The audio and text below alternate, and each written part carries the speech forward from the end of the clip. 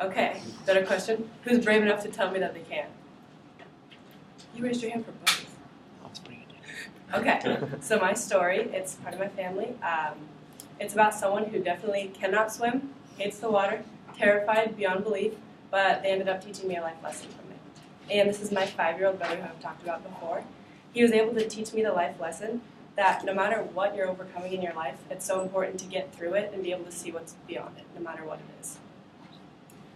Anybody who has ever taught a toddler to swim knows all of the little tricks and techniques that they use to try to do anything besides be in the pool and get wet.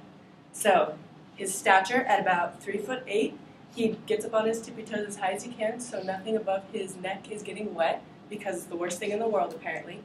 And he's looking at me with these bulging eyes saying, "Rachel, do not make me do this, do not put me in the water, I don't want to be here."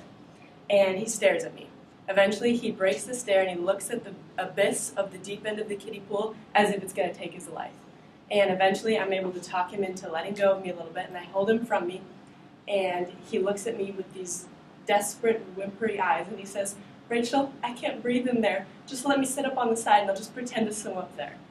So we went on pleading for probably 5 minutes, and we eventually came to a little bit of a standstill, and we decided that he could do one full head submersion underwater, and I'd be happy with that.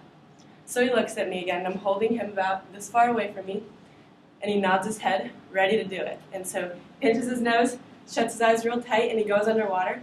And when he comes up, he's got the happiest look on his face, and it's like he's been reborn and baptized.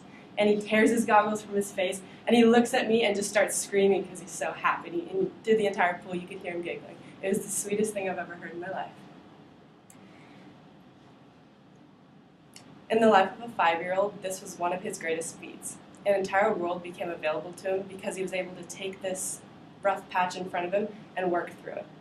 And this showed me that in every person's life, we all have obstacles. Whether it's a failed test or the passing of a loved one or the deep end of a kiddie pool, we all have to get through these obstacles. And these conquerings of these intense battles may seem little to someone like a little 5-year-old, but they can be intense and they can mean a lot more than we think. We'll never have control over all of these daily obstructions, but we have to find a new perspective on them and be able to push through them and enjoy them like my little brother loves swimming now. Thank you.